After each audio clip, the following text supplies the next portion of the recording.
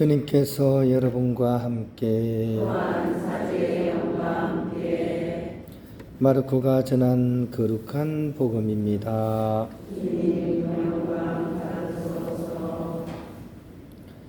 그때 예수님께서 군중을 가까이 불러 그들에게 말씀하셨다. 너희는 모두 내 말을 듣고 깨달아라. 사람 밖에서 몸 안으로 들어가 그를 더럽힐 수 있는 것은 하나도 없다. 오히려 사람에게서 나오는 것이 그를 더럽힌다. 예수님께서 군중을 떠나 집에 들어가시자 제자들이 그 비유의 뜻을 물었다. 예수님께서 그들에게 대답하셨다. 너희도 그토록 깨닫지 못하느냐? 밖에서 사람 안으로 들어가는 것은 무엇이든 그를 더럽힐 수 없다는 것을 알아듣지 못하느냐?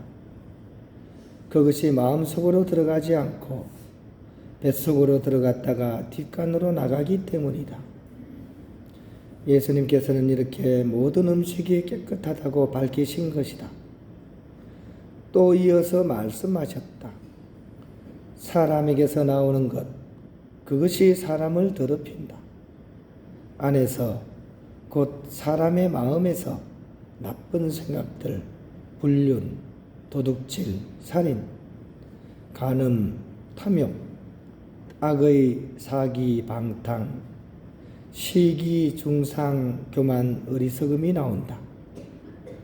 이런 악한 것들이 모두 안에서 나와 사람을 더럽힌다.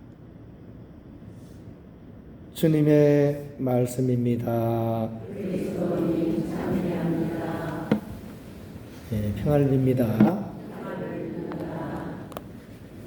사람이 쓰는 언어들 있죠. 그죠? 말도 생명이 있습니다. 말도 이렇게 새롭게 탄생을 하고 그것이 사람들이 많이 쓰면 생명을 얻게 되고, 그죠? 또 사람들이 쓰지 않으면 그 말도 죽어버리고, 오래 가는 것은 몇천 년 가기도 하죠. 그죠? 예. 최근에도 많은 말들이 생겨나고 있습니다. 일명 신조어라는 거죠. 그죠? 새롭게 만들어진 언어 이런 뜻입니다. 혹시 이런 말 들어보셨습니까? 신조어 중에 비투족 들어봤어요? 비투족. 예. 안 들어보셨어요? 예. 투자는 뭔가 투자하는 느낌이죠. 그죠? 빚은요. 빚지는 걸 얘기해요. 그러니까 비투족은 뭐죠? 빚을 내서 투자를 하는 사람. 그게 주식이건 사업이건. 또 영끌족 들어보셨나요? 영끌족. 영자는 무슨 영자죠? 영혼의 영자. 끌자는요. 끌어올리는. 그러니까 영혼까지 끌어올려가지고 투자를 하는 사람들. 이게 영끌족입니다. 신조어인데 이게 얼마나 갈지 모르겠어요. 제 생각에 오래 갈 것 같지는 않아요. 왜냐하면 그렇게 좋은 의미가 아니기 때문입니다. 비투족이나 영끌족은 성공하기보다는 삶을 파국으로 몰고 가는 경우가 굉장히 많습니다. 특히 한국 사회가 더 그렇습니다. 사람들이 대부분 월급으로 살기보다는 주식이든 뭐든 투자를 해가지고 일확천금을 노리거든요. 근데 구조상 노름하고 똑같습니다. 소수 사람이 벌지 전체적으로 벌 수가 없습니다. 그래서 많은 경우 이렇게 주식이나 뭐 하다가 다 이렇게 꼬라박는 경우가 많습니다. 그리고 설령 원하는 것을 자기가 얻었다고 하더라도 이게 영원하지가 않죠. 그죠? 또 무리하게 투자하다가 다 날립니다. 그죠? 그리고 이것을 하는 사람이 행복한 경우는 잘 없는 것 같아요. 왜냐하면 이 비투족이나 영끌족이 가지고 있는 행복의 기준이 바로 욕망의 충족에 있기 때문입니다. 돈을 많이 벌거나 내가 원하는 뭔가를 얻는 데 목적이 있는 거죠. 욕망은 충족이 되면 어떻게 돼요? 일시적으로 만족을 해요. 근데요, 어떻습니까? 소금물하고 똑같습니다. 소금물 막 먹으면요, 일단은 목은 채워지는 것 같아요. 그죠? 축이 되는 것 같아요. 근데 어떻게 됩니까? 즉시 더 큰 목마름이 다가오는 거죠. 왜냐하면 사람의 마음은 뭔가가 충족되는 순간 또 다른 욕망으로 전환이 되기 때문입니다. 내가 뭔가 굉장히 가지고 싶었는데 그 가지면 그 행복이 얼마나 오래 가요? 일주일도 안 갑니다. 또 더 좋은 것을 원하거든요. 사람 마음은 그렇습니다. 하버드 대학에서 사람의 삶에 대해서 연구를 했습니다. 특히 행복한 것에 대해서 사람이 언제 행복을 느끼는지 이것에 대해서 정말 사회과학적으로 엄청난 시간을 들여가지고 아직도 연구 중에 있어요. 현재 85년간 3세대를 연구했습니다. 할아버지 세대, 지금 세대, 자녀들 세대 해가지고 85년 동안 계속 연구를 해왔습니다.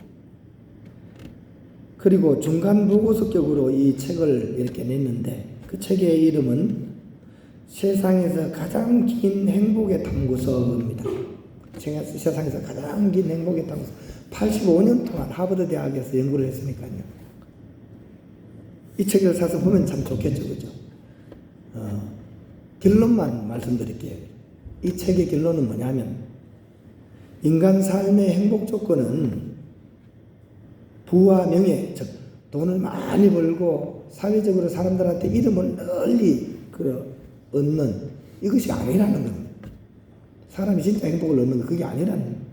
또 직업적인 성취나 권력을 얻는 게 아니라는 거죠. 내가 정말 뭐가 되고 싶어, 의사가 되고 싶어, 아니면 내가 대통령 되고 싶어. 그걸 얻었다고 해서 사람이 그렇게 행복해지는 게 아니라는 겁니다. 이 연구의 결론은 사람은 언제 행복을 느끼느냐. 좋은 관계를 맺을 때, 좋은 관계를 맺을 수 있을 때, 그때 비로소 건강하고 행복하게 살아가게 된다는 겁니다. 사람의 삶의 행복은 이 관계에 달려있다는 겁니다. 85년간 연구의 중간 보고서입니다. 여러분도 한번 생각해 보세요. 그죠? 언제 가장 힘들고 어려운지. 그게 가족이건, 또 같은 교행자매건, 관계가 틀어졌을 때 가장 불행합니다. 그죠? 반대로, 관계가 좋을 때 어떻습니까? 사람은 행복을 느끼지 않습니까? 틀림없는 사회과학적인 결론입니다. 이런 관점으로 오늘 복음을 들여다보면 예수님 말씀은 더 우리 마음에 이렇게 온전하게 와닿습니다. 우리를 힘들게 어렵게 만드는 모든 것들은 결국은 죄이건 또 탐욕이건 또 부정을 저지르는 것이건 우리 안으로부터 이렇게 나와가지고 그죠? 결국 어떻게 하는 겁니까? 관계를 단절시키는 겁니다. 죄가 뭡니까? 죄가 하느님과 우리의 관계를 끊어버리는 게 죄입니다. 탐욕은 어떻습니까? 내가 더 많이 가지기 위해서 막 욕심 부리다가 누구하고 관계가 끊어집니까? 가장 가까운 사람과 관계가 끊어집니다. 관계의 단절입니다. 이런 것들이 내 속에서 나를 더럽히고 타락하게 하고 결국 내 삶을 불행하게 만듭니다. 이것은 외적인 것이 아닙니다. 내 안에서 나오는 거죠. 복음을 보면 바리사이들은 그죠? 손 씻는 규정을 들어가지고 손을 씻지 않는 예수님의 제자들 또 다른 사람들을 관계 단절을 시켜버립니다. 저 몰상식한 율법도 모르는 더러운 놈들 이렇게 관계를 단절시킵니다. 바리사이 아닙니까? 구별되다, 분리되다. 우리는 저런 것들하고는 차원이 달라. 관계가 단절된 사람이잖아요. 그래서 예수님께서는 바리사이들을 자꾸 이렇게 꼬집으시는 겁니다. 예수님 말씀은 우리 이 시대 이야기를 하면 이렇게 될 것 같아요. 진정으로 깨끗한 사람은 손이 깨끗한 사람, 몸이 깨끗한 사람이기보다도 마음이 깨끗한 사람이 진정으로 깨끗한 사람이다. 세상이 정한 규칙이 중심이 아니라 하느님의 뜻과 계명을 따라 사는 사람, 그 사람이 온전한 사람이다.